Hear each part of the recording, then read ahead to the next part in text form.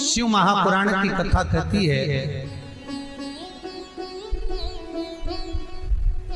3 वृक्ष, 3 पशु, 3 पक्षी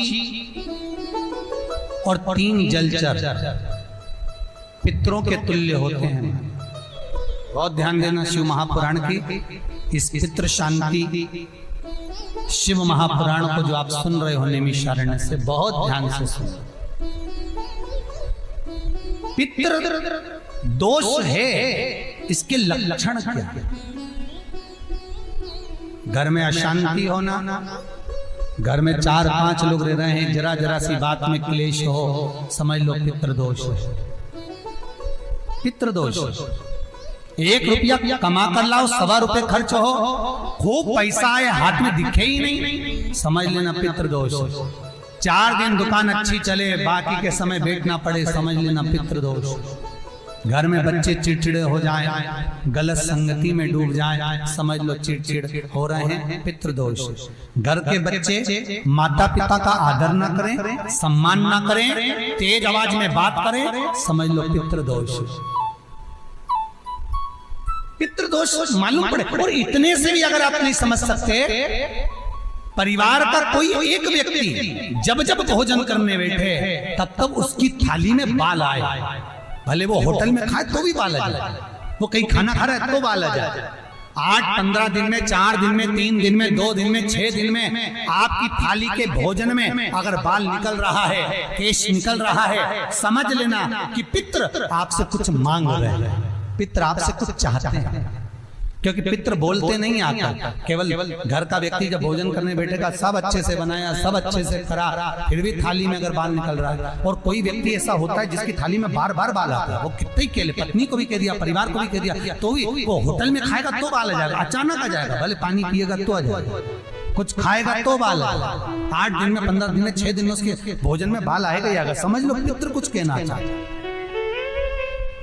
पितृ कुछ बताना चाहता,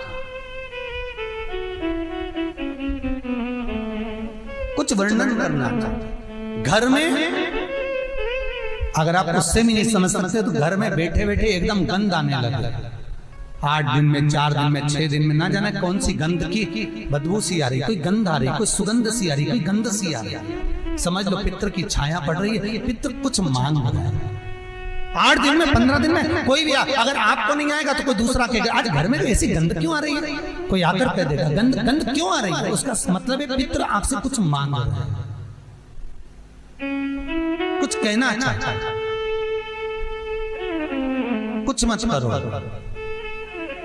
अगर ज्यादा लगता है कि हमारे घर में पितृदोष है, पैसे नहीं आ रहे, लक्ष्मी नहीं टिक रही, पीपल के पत्ते पर श्राद्ध पक्ष की एकादशी के दिन और द्वादशी के दिन पीपल के पत्ते पर शहद की 7 बिंदियां लगा दीजिए, उसी पर चंदन लगा दीजिए, 7 आखे चावल, सफेद चावल उस पर रख दीजिए, एक जौ, थोड़ी थोड़ी काली तिल उस पर रख दीजिए।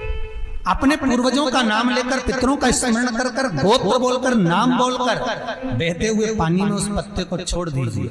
ये केवल श्राद्ध पक्ष में होगा, एकादशी तिथि के लिए बहते पानी में छोड़ दीजिए। जिंदगी में कभी संपदा की कमी नहीं आएगी, पितर आशीर्वाद देकर जरूर जाएंगे, ये पक्का है। शिव महापुराण कहते हैं अगर ज्यादा रोग है, बीमारी है, तो श्राद्ध पक्ष की 9वीं तिथि के समय पर केवल बड़ के पत्ते के ऊपर, बड़ का जो पत्ता होता है, बड़ वृक्ष का पत्ता, उस पे काली तिल और जौ 21 बार उतार कर, जो व्यक्ति बहुत बीमार पड़ा रहता हो, कोई ना कोई बीमारी उसको घेरी रहती हो, तो बड़ के पत्ते पर काली तिल और जौ, काली तिल और जौ रख कर पितरों का स्मरण कर कर 9वीं तिथि के दिन 21 बार उतार कर बहते पानी में डाल दो या पीपल के पेड़ के नीचे रख दो, बीमारी समाप्त हो जाएगी, रोग नहीं घेर सकता।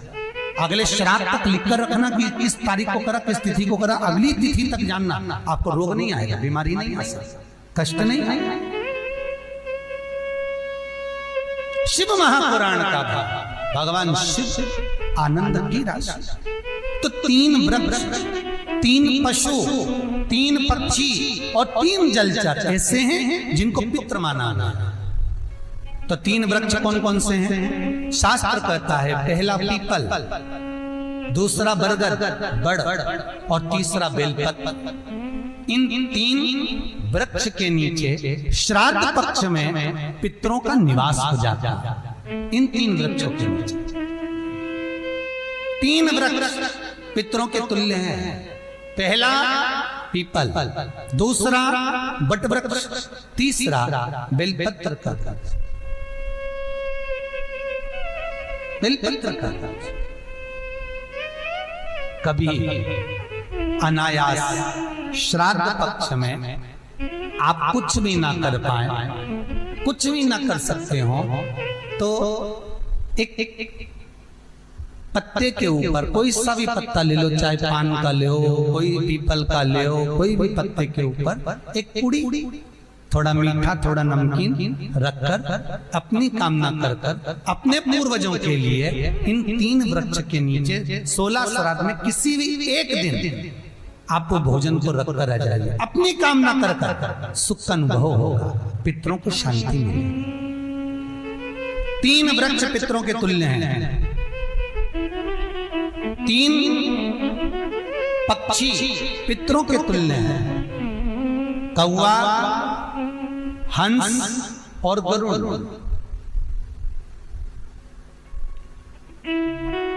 एक कौवा और एक श्वान, कुत्ता, ये 2 ऐसे होते हैं जिनको 20 मिनट पहले, आधे घंटे पहले, 1 दिन पहले, 24 घंटे पहले, 48 घंटे पहले क्या होने वाला होता है कौवे को और श्वान को भान हो जाता है।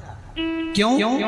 क्योंकि ये यमलोक में जहां यमराज निवास करते हैं, श्वान और कौवा उस स्थान का भाग ग्रहण करते हैं और इनको ये ज्ञान पूर्व से यमराज से प्राप्त होता रहता है। पूर्वभान होता प्राप्त होता रहता है। एक कौवा, एक श्वान, कोई घटना घटने वाली होती है तो कुत्ता रोने लगता है, कोई घटना घटने वाली होती है तो कौवा आकर बैठ जाता है, कोई आ रहा है तो कौवा आएगा, कोई भाव सूचक है तो कौवा आकर बैठेगा। दरवाजे पर कैसे, उसका भी भान है, अटारी पर कौवा कहाँ बैठा है, दरवाजे पर कौवा कहाँ बैठा है, किस स्थान पर कौवा विराजमान है, उसका भी भाव हमारे शास्त्र में वर्णन है। 3 पक्षी, 3 वृक्ष पितरों के तुल्य हैं। पक्षियों में कौवा, हंस और गरुड़, ये पितरों के तुल्य, जो अधोगति में मर जाते हैं, जिनको पिंड नहीं मिलता, तर्पण नहीं होता, ब्राह्मण का भोज नहीं मिल पाता, जो मर जाते हैं, जिनका अंतिम संस्कार तक नहीं होता, जिनकी गति बिगड़ जाती है, ऐसे जीव कौवे के अंश में प्रकट होते हैं, जो पूर्ण फल लेकर जाते हैं। पितृलोक में जगह नहीं होती, बैकुंठ में जगह नहीं होती, कहीं अगर जगह नहीं है देवलोक में, तो इनको कौवे के अंश में, गरुड़ के अंश में या हंस के अंश में डाल दिया जाता है। महाराज फिर अगला वर्णन किया, 3 पशु, कुत्ता, गाय और हाथी, ये पितरों के तुल्य होते हैं। शिव महापुराण की कथा कहती है, अगर श्राद्ध पक्ष में गया नहीं जा सकते तो गाय के मुख में गयासुर ने वर दिया था कि गाय के मुख में अगर कोई गया नहीं आ पाएगा तो गयासुर 16 दिन गाय के मुख में निवास करेगा। और गाय के मुख में श्राद्ध के समय पर अगर कोई रोटी देगा, श्राद्ध के समय पर जो भाग देगा, उसको गया जी में पिंड करने का पुण्य फल प्राप्त होगा। ये गयासुर का वर गौ माता के लिए था। तो गाय के मुख में 16 दिन तक गया क्षेत्र का पिंड का भाग प्राप्त होगा। कुत्ता, गाय और हाथी। श्वान को रोटी क्यों देते हैं? क्योंकि श्वान पितरों को अपना भाग प्रदान कर देता है। श्वान भगता नहीं है, चुका देता।